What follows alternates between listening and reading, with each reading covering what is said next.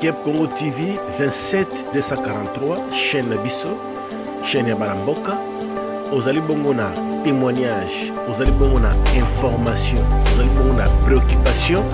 Benga Kep Congo TV 27 243, le numéro de téléphone de WhatsApp 27 78 40 90 244 plus 27 78 40 90 244. Wana zali bongo numéro ya chaîne Nabino, chaîne Baramboka Kep Congo TV 27 243. Ezali bongo chaîne ya diaspora esalami bongo na Cape Town mpona bainformation ya mboka, bainformation ya diaspora. Ozali mpe na témoignage, ozali mpe na préoccupation oti opesa mpona kolendisa mpona kotombola diaspora congolaise. Alors benga na numéro plus 27 78 40 90 244. Wana numéro ya appel pe ya WhatsApp ya Kep Congo TV 27 244.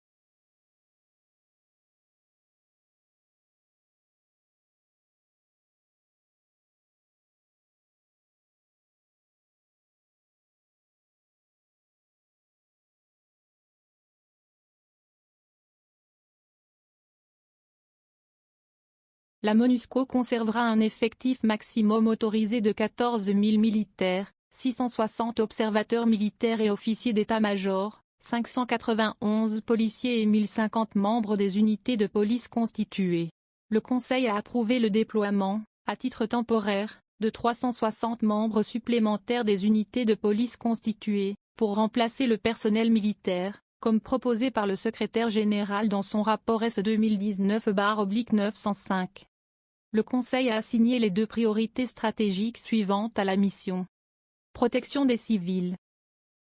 Appui à la stabilisation, au renforcement des institutions publiques et aux grandes réformes de gouvernance et de sécurité. Ces deux priorités recouvrent plusieurs aspects que le Conseil énonce au paragraphe 29 de la résolution.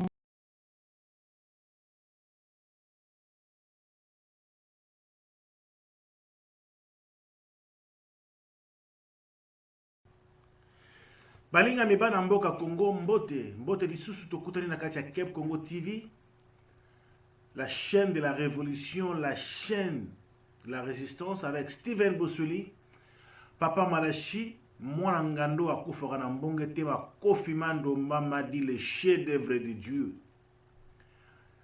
Si vous êtes nouveau sur cette chaîne, s'il vous plaît, veuillez vous abonner sur notre chaîne de la résistance. Un grand merci à nos abonnés, les abonnés de Kep Congo TV, pour votre soutien. Merci beaucoup.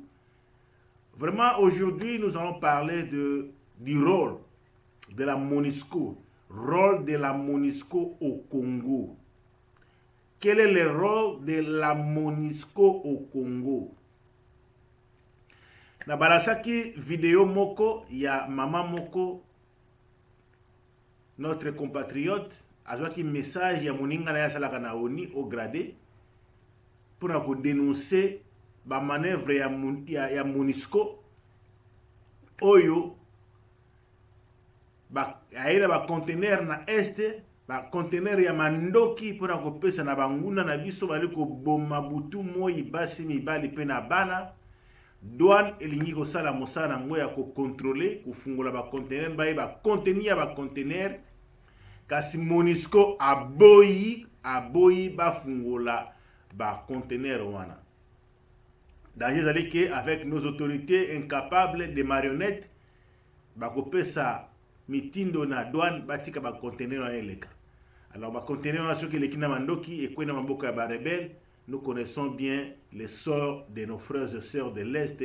On va dire que kata moto na bana miki ba ko kata moto na machette ba ko boma butu pe na moi. Quel est le rôle de la MONUSCO na kati ya mboka Congo? La MONUSCO, rôle ya MONUSCO ezali nini na mboka Congo, mboka na biso? Nakanisi tolandi na elema na balasaki na debi epai wapi tolandi ete rôle ya MONUSCO na mboka Congo, premièrement et avant tout, la protection des civils, et appui à la stabilisation de la paix, maintien de la paix dans l'est du pays. Avec un effectif de 14 000 militaires, 660 observateurs militaires et officiers d'état-major, 591 policiers, 1050 membres des unités de policiers constitués, 360 membres supplémentaires des unités de police constituées. Leur mission, protection des civils et appui à la stabilisation. La MONUSCO joue quel rôle? La MONUSCO joue le rôle d'un agent double.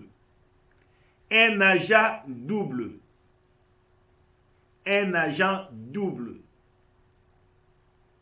Pambate, na rebalancer lisusu extrait ya vidéo ya maman Anasuka nenga zolo baki ba conteneur ya mandoki ye nenge azoko dénoncer azui appel ya moninga na ye ete biso peuple congolais il faut to telemato fungola miso pambate ba conteneur ya mandoki soke koti e okene mono mboka ba rebelle o bazali ko boma na Ituri bazali ko boma na Masisi bazali ko boma na Butembo, baliko boma na Bunia, baliko boma partout na est ya Congo. Quel est le rôle de la MONUSCO?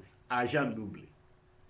Ezali mawa mingi peuple congolais pour na mboka na biso, bato baye pote babate la biso. Depuis MONUSCO eya na Congo, la majorité ya ba casque bleu bazali bongo na est ya Congo. Peuple congolais azali kokufa butu moi. Siko rôle ya MONUSCO ezali nini? Parce que mission na bango te moni awa na mission na bango protection des civils, mais ba civil yango bango na kokufa. Appui à la stabilité, ba Kodeko bazali, ba groupe rebelle ezali ebele, ba milice ezali ebele na est, mais MONUSCO ezali. Quel est le rôle de la MONUSCO? Na kanisi rôle ya MONUSCO pour la biso ba congolais, c'est simple. C'est blanchir l'occupation, faciliter la balkanisation de notre pays. C'est ça. Ba rôle ya MONUSCO. Pas maté ba groupe rebelle o etoni na est. C'est que stabilité to appui à la stabilité, to maintien de la paix ya MONUSCO ezali wapi. Peli sous peuple congolais basi pe mibali ba ko kata bango ba mitu chaque jour. Ba ko boma bango chaque jour bazo ko boma na Ituri net na film ya ko boma. Donc c'est clair. Mission bango ezalité pour la combattre la base civile, ko protéger base civile, na ko appuyer stabilisation ya mboka na biso pour la stabilité ya métier ya paix ya mboka na biso.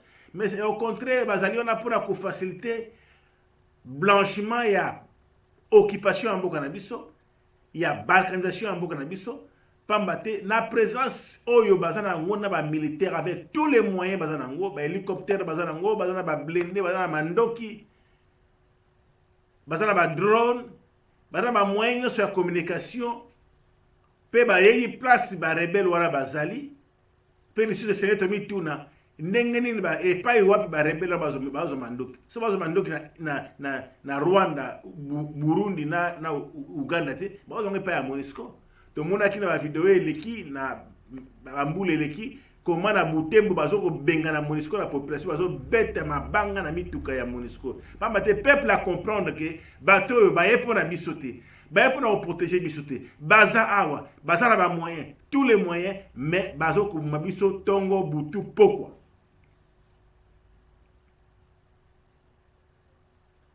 Peuple congolais to fungola miso. Depuis MONUSCO et Zanamboka Nabiso avec leur soi-disant mission de la paix, la protection des civils et aussi le maintien de la paix et la stabilité au Congo, malheureusement, bazali kosala mosala wanate, mais oyo bango bazali kosala c'est faciliter le blanchiment, ko blanchir occupation, balkanisation en mboka na biso. Peuple congolais totelema. Article 64 de la Constitution et lobby nini. Soulèvement populaire, to bengana naba okipa, to bengana na MONUSCO na mboka na biso, ndebo e mboka na biso kozwa kimia. Mais resto to fandi kaka. To fandi kaka. Tozotala na ba marionnette tozala bango na gouvernement ya mboka na biso. Ba déshonorable député na ba politicien congolais oyo bazali incapable pour ko sukola mboka na biso bazali ko kene ko négocier na ba ADF pour te ba faciliter infiltration ya mboka na biso. Infiltration et continue toujours. Il y a ba Tutsi rwandais oyo ba totina bango na Rwanda ba sali groupe rebelle pour la population, puis ba aussi une négociation gouvernement qui ba sali négociation te boya beaucoup na armée. Ndebo yeto koma na ba officier rwandais au gradé des généraux, des colonels na kati armée na biso parce que ba stratégie à occupation. Ba stratégie à occupation, bazo créer ba guerre par-ci par-là na est. Pe si manango ba koluka bongo négociation na gouvernement, ba sali négociation ba to wana ba rebelle ba ndimi bango ba kota na armée. Ndebo infiltration stratégie à Rwanda pour infiltrer les services de sécurité na biso, la police na armée, yango to na armée na mboka Congo, oyo ko bunda po na ko protéger ba peuple congolais. Tandis que mona et pas iwapi. Lelo état de siège est échoué complètement. Dans un état de siège. Dans un état de siège na est. État de siège avec appui il y a ba okipa ougandais o ba bengi bango le sous bazong si bango sous na Congo na Chilombo peut être dans MONUSCO mais peuple azo ko kufa net na film ko kufa na est peuple congolais to za la bateau to telema pona mboka na biso to sukula yango to tika distraction ya tribalisme ya ba division ya ba fanatisme to zonga bateau to comprendre quel est le rôle de la MONUSCO.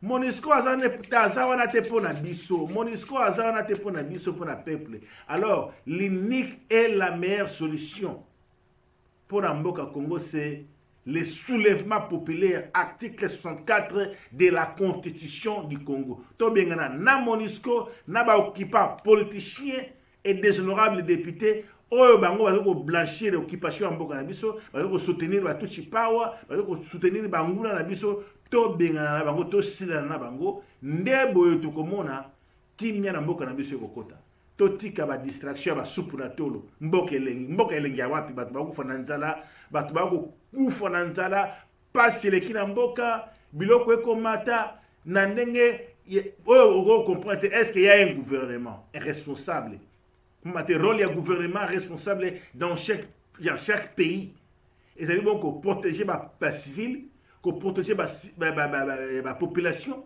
pour créer des emplois, pour stabiliser l'économie en Boka. Mais le gouvernement est irresponsable et ils allaient pour la moussala wanate, bazana pour la voler. Si les valeurs ya dollars na Boka Congo, si les valeurs ya millions na Boka ya Congo. Mbongo ya l'État, ni solo ya l'État, et kuyiba manette na film na Boka Congo. Déshonorable député na politicien congolais, bazoko vivre bien. Bakolia malamu, bakolala malamu, mais au peuple congolais ko souffrir na nzala passe misale zalité, li futa malongé zalité, pe bande ko na biso na est, nous sommes de cœur avec eux, bazali ko bomongo chaque jour pour une stratégie à occupation, ba o bomba congolais, banguna ba okota, bazo ko zo nationalité congolaise na mandoki. Pe MONUSCO ezali wana oyo esengelaki na rôle na bango ya koprotege bacivile mpe na koappuye stabilité na mboka Congo. Baye kosala mosala wana te. Pona nini epai nyonso oyo oni ekinda na bakaske ble batika komema bongo solution te. Bakoma solution na Congo, bakoma solution na Congo te. Toyeba diagnostic ya maladie ya mboka na biso. Notre pays a été agressé par le Rwanda, Burundi, Uganda. Agression wana balonga na yango, balonga na agression ya kozwa mboka na biso. Lelo agression e baluka ekoma na occupation. Oyo ezali soutenir ba marionnettes politiciens et déshonorables députés. Pas battre bali na appui ya Occident, appui ya ba puissance occidentale. Oyo bana ba multinational na kati ya ba territoire na biso ya mboka na este partout. Et c'est que oyo ba minerais zali bazali ko piller ba minerais ya mboka na biso. Et pas ba minerais zali ozali ko bima ba coltan ba or hôpital ya Malonga zali te, école ya malamu zali te, population za ko souffrir. Donc bazo ba minerais bazo avec appui ya MONUSCO ou azali ko soutenir bango pour na ko pesa bango mandoki na ba groupuscule na bango na ba milice o bazali ko créer pour na ko déstabiliser mboka ba multinational bazali ko piller mboka na biso. Peuple congolais, la chance, la possibilité est entre nos mains de pouvoir récupérer notre pays entre les mains des occupants.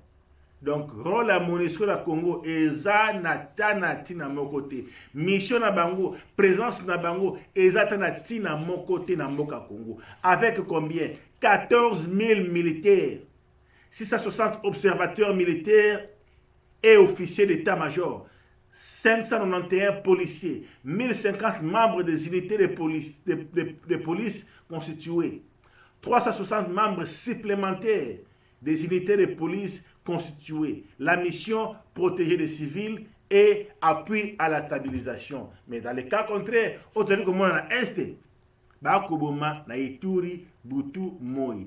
Bakoboma na Masisi, Butu, Moi. Bakoboma na Butembo, Bakoboma na Bunia, Bakoboma na Goma, Bakoboma na Kotumba na Bekol, Bakomi Kotumba na Hôpitaux, Bakomi Kotia na bombe artisanale, pour sa population na biso na mboka Est, parce que souci ya ba occupant na biso ezali bazwa Est bakozwa nini faut basilisa bato tango bakoboma congolais bakokotisa bato na bango bakoboma congolais bakokotisa bato na bango o bazozwa nationalité congolaise batuti na mandoki. Alors biso peuple congolais tofana kisasa bipai na bipai epai wapi tozali koloba mboka elengi supu na tolo. Peuple congolais totika kibolema, totika kiboniama, to la mukana pongi, to telema pona kusuko la mboka na biso.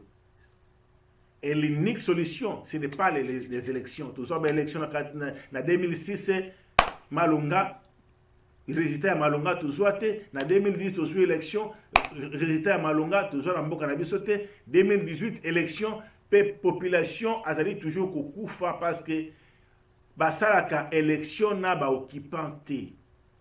Mboka na biso zali infiltré jusqu'à la moelle épinière. Mboka na biso zali infiltré jusqu'au sommet de l'État. Armée na biso zali rempli na ba infiltré tous les généraux rwandais. Oba infiltré armée na biso, police na biso, ba service de sécurité na biso, et pas wapi tango bazo sala ba programme pour na okende bunda na banguna ba rebelle. Kaka batuchi oyo ba généraux ba na kati ba service de sécurité na la police puis na armée nde bazo bandoko na motala boke ba plan ezali boye pona koya ko attaquer bino. Peuple congolais totelema pona ko sukola mboka na biso ko bengana occupation na mboka na biso. MONUSCO eza na ngwana te pona ko soutenir biso. MONUSCO eza te pour maintenir paix na mboka Congo. MONUSCO eza te pour protéger les civils. Pambate chaque jour bazo ko na Est. Alors tokosuka wapi na mboka oyo. Tokosuka wapi na mboka Congo, peuple congolais totelema pour na mboka na biso. Tozali na makoki nzambe apesa biso. tozala mpe mibali bwania mpe mayele oyo tozali capable ya kotambwisa mboka na biso malamu ya kosala ete mboka na biso eretrouve souveraineté yango to protéger territoire na biso malamu mpe to utiliser baminere bomengo nzambe yapesa na biso mpona kodevelope Congo. Banguna bapaya bakosala yango te, MONUSCO ekosala yango te. Peuple congolais tolamuka na pongi, tobima na distraction ya tribalisme, soyons unis comme un seul homme. Tobima na distraction ya tribalisme, soyons unis comme un seul homme. Tobima na distraction ya fanatisme, tobima na ba parti politique, eza ba ligablo ya ba politicien na ba déshonorable député. Baza wana te pona ko soutenir biso. Et encore MONUSCO eza te pona ko protéger mboka na biso. Pamba te bazali wana, mais bazali koboma population congolaise na est ya mboka Congo. Peuple congolais totelema, totika distraction, totika division, tobima na baligablo oyo babengi ba parti politique. Ba élection ekopesaka biso solution moko ya malonga te na mboka Congo. Pamba te basalaka élection na banguna te. C'était Steven Bosuli, mwana mboka Steven Bosuli epeleka. Mwana ngando akufaka na mbonge te Kofi Mandomba madi. To s'abonner ebele na Kep Congo TV, chaîne de la révolution, chaîne de la résistance. De la posa ya révolte nationale na mboka Congo, soulèvement populaire. Bo s'abonner ebele, bo partager, bo commenter. Dans la préoccupation, dans l'information, oyo esengeli topesa na diaspora, topesa na peuple congolais, bipai biso na nzela ya Kep Congo TV, benga tinda video na numéro ya téléphone oyebani plus 27 ou bien 0027 78 40 90 244. Ciao. Chers compatriotes, je vous salue partout où vous vous retrouvez. Bon, moi, je crois que c'est pour une première que je fasse une vidéo. Je le fais parce que je trouve qu'il y a une urgence et quelque chose qui ne marche pas réellement. Donc, il y a un danger. Dans quel sens? Hier, la nuit, c'était vraiment too late. J'ai reçu un appel d'un ami africain. C'est un haut gradé dans les systèmes des Nations Unies. C'est vraiment un haut gradé. Alors, ce monsieur m'appelle pour me dire ceci. Il me dit, c'est pas panafricanisme, c'est parce que lui, il est fils du continent, qu'il est obligé parfois, il se révolte au fait. Il m'a dit, tu sais au moins que la MONUSCO n'est pas là pour votre intérêt. Je dis, ben je sais. Il a dit, bon, il y a quelque chose maintenant que la MONUSCO est en train, il est complice d'une opération dont je tiens à t'informer. Alors, il faut que tu le publies à ton peuple. J'ai dit, ok. Il me dit, pour le moment, au moment où je te parle, dans un port là à Kivu, et il me cite les noms, c'était à Kalundu, à Uvira, il y a des conteneurs appartenant à MONUSCO. Il me dit, dans ces conteneurs-là, il y a des armes. Il me dit, je te parle parce que je suis du dedans. Il y a des armes, et des armes là, c'est pour renforcer le mouvement des rébellions dans les plateaux de Minembwe, quelque part, toujours dans ces secteurs-là. On veut renforcer les armes. Alors, il me dit, je te donne cette information afin que tu puisses sonner l'alerte à ton peuple. J'ai dit, ok, merci. Et curieusement, le matin, quand je me suis réveillée, quelques temps après, quand je suis regardée dans mon compte Facebook, j'ai trouvé aussi que cette information, il y a un de mes amis qui a publié ça. Le problème, c'est quoi pour l'instant? Comme l'ami m'a parlé, il me dit, le problème, c'est que vos agents de la douane, ils veulent contrôler, ils veulent faire leur travail comme ils font avec tous les conteneurs qui entrent au pays. Mais curieusement, au fait, la MONUSCO refuse. On ne sait pas pourquoi la MONUSCO refuse. La MONUSCO refuse pour qu'on puisse faire les contrôles normaux comme d'habitude. Parce qu'ils savent qu'il y a quelque chose. Alors il me dit, le problème et le danger, c'est que maintenant, avec, nous connaissons nos dirigeants africains. Alors, si les autorités de la MONUSCO font la pression sur vos dirigeants, ils peuvent demander au service de la douane de ne pas faire le contrôle. Et quand vous lâchez ça, vous devez savoir qu'il y aura une conséquence derrière cette décision-là. Donc, informe à ton peuple. C'est ainsi que je veux vraiment sonner l'alarme. Donc, nous ne pouvons pas croiser les bras.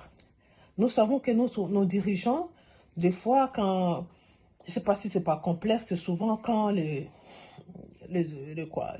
ceux qui dirigent le monde décident et donnent les ordres qu'écoutez, fais ceci, fais cela, malgré qu'ils savent parfois que ce n'est pas de notre intérêt. Parfois, ils cèdent. Souvent, ils cèdent.